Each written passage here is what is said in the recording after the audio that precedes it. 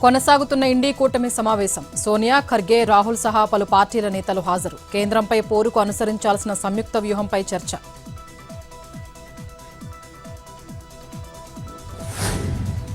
పశ్చిమ గోదావరి జిల్లా సిద్ధాంతంలో సీఎం చంద్రబాబు పర్యటన. మీ భూమి మీ హక్కు కార్యక్రమంలో పాల్గొన్న ముఖ్యమంత్రి రైతులతో ముఖాముఖి, పట్టాదారు పాస్ పుస్తకాల పంపిణీ.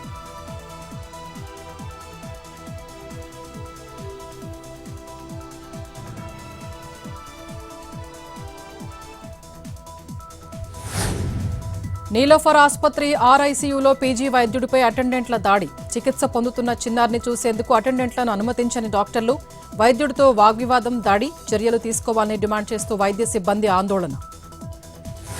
ములుగు జిల్లా ఏటూరు నాగారం ఏజెన్సీలో దోపిడీ. గుప్త నిధులు దొరికాయని మోసం.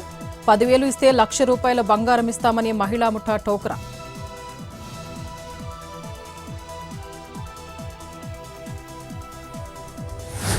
రాజన్న సిరిసిల్ల జిల్లాలో వర్షం. తడిసి ముద్దైన వరి ధాన్యం. కొనుగోళ్ల జాప్యంతోనే ధాన్యం తడిచిందని అన్నదాతలు ఆగ్రహం.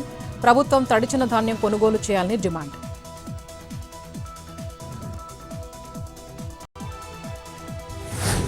జార్ఖండ్లో జేఎంఎం కాంగ్రెస్ విభేదాలకు తెర. రాజ్యసభ స్థానాల పోటీ కోసం 2 పార్టీల మధ్య సయోధ్య. చెరో స్థానంలో పోటీ చేసేందుకు నిర్ణయం.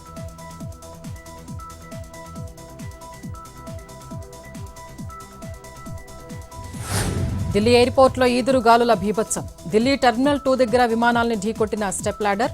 3 ఎయిర్ ఇండియా విమానాలకు నష్టం.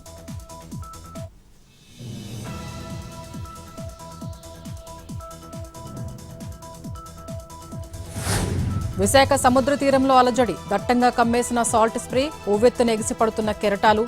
బలంగా వీస్తున్న నైరుతి గాలులతో గంభీరంగా మారిన వాతావరణం.